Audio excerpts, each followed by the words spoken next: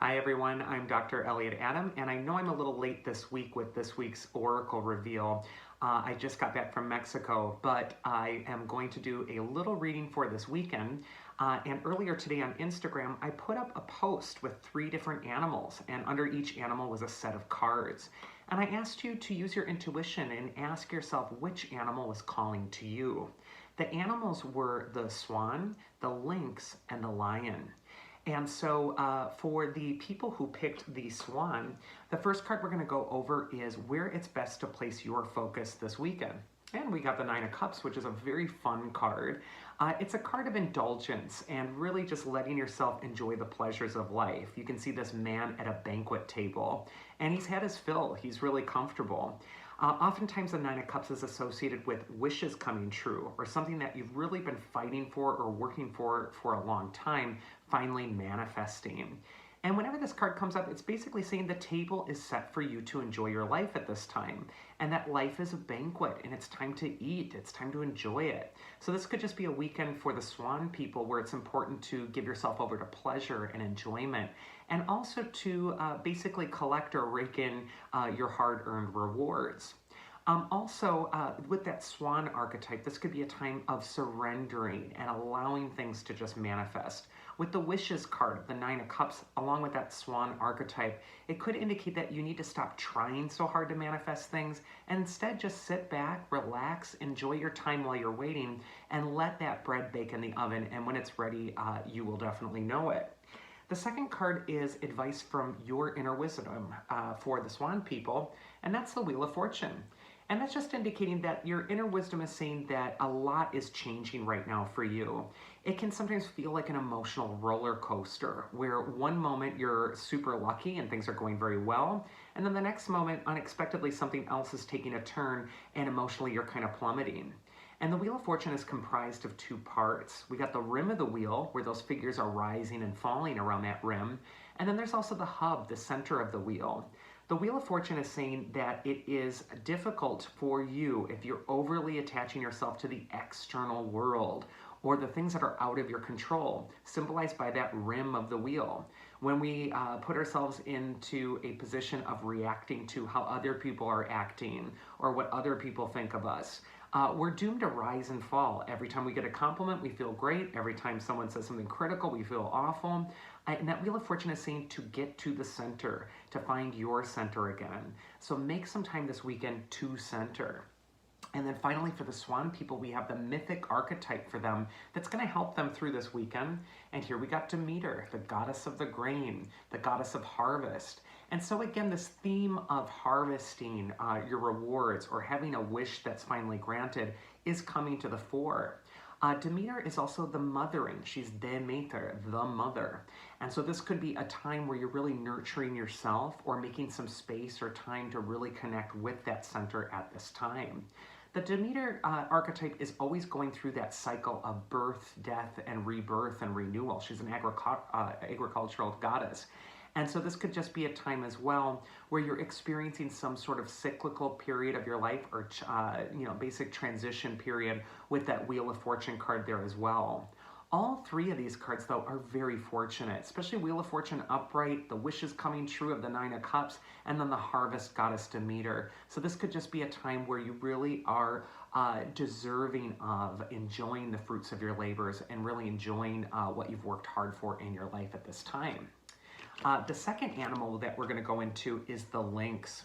And lynxes are known for their mystery. They're known for holding all the secrets. And so the lynx energy could indicate that this is a time for psychic work or intuitive work or really delving into secrets or mysteries or also just getting to know your own shadows or your own self a little bit better at this time. The first card we have for the lynx people is what it's best to place their focus on for the weekend. And we have the Hangman card. And the Hangman is upside down. He is losing the use of his legs for the moment. He's tied up by one leg. He's hanging there. And this is indicating stopping, getting a different perspective, looking at things from a new angle. Stop being so productive. Perhaps it's time to get centered yourself this weekend.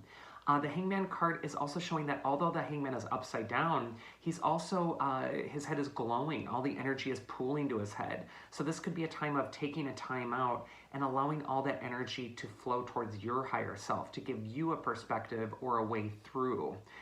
Whenever we see the Hangman archetype, he's indicating that if you put yourself through some mild discomfort right now and cooperate with your growing pains, your growing challenges, you're actually going to stand to be rewarded in the long term. So this could even indicate sort of the Saturnine energy of doing some hard work, rolling up your sleeves, or also just really putting that focus inward and really getting things cultivated in your mind first before you're ready to put it out into the world.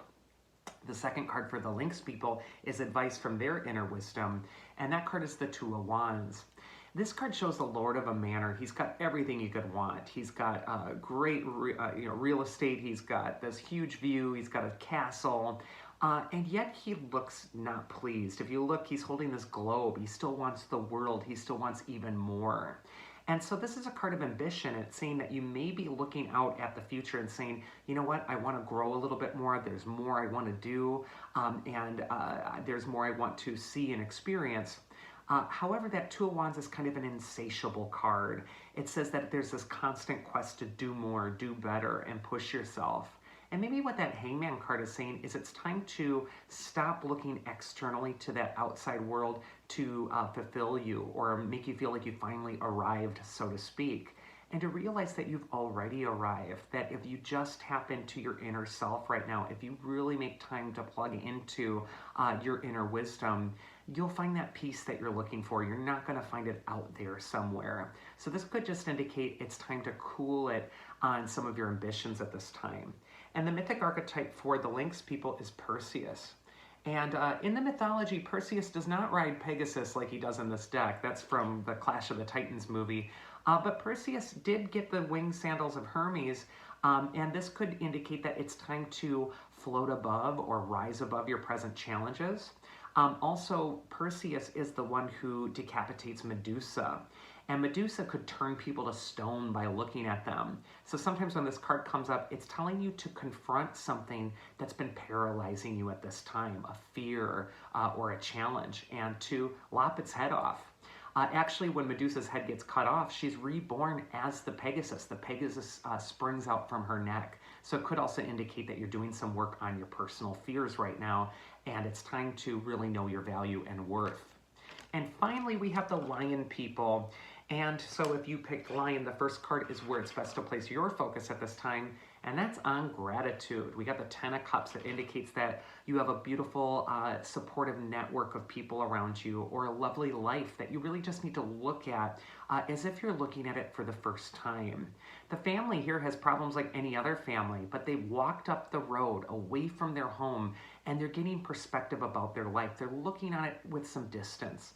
And so this card could just indicate that you need a little distance from your situation right now, and you need to just stop and look at how many things are going well at the moment. The second card for the Lion people is advice from your inner wisdom, and that's to be bold. This is the Chariot card. This is a card of getting out there. And what's in common between these two cards is the figures have left behind their security nest. The family has left their home. The chariot driver has left the walled city behind him. And so the chariot driver is saying it's time to get out of yourself and into the world and be courageous.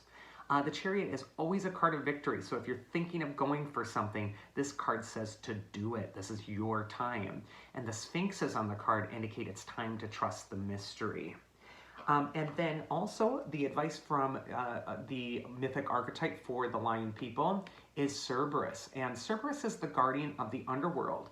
He can represent your fears or your challenges. And when he's coming up right next to that Chariot card, it's saying that you're going to feel scared, you're going to feel like you can't do something, but you will be victorious if you act despite your fears. So don't listen to your fears. Cerberus is also that guardian of the underworld.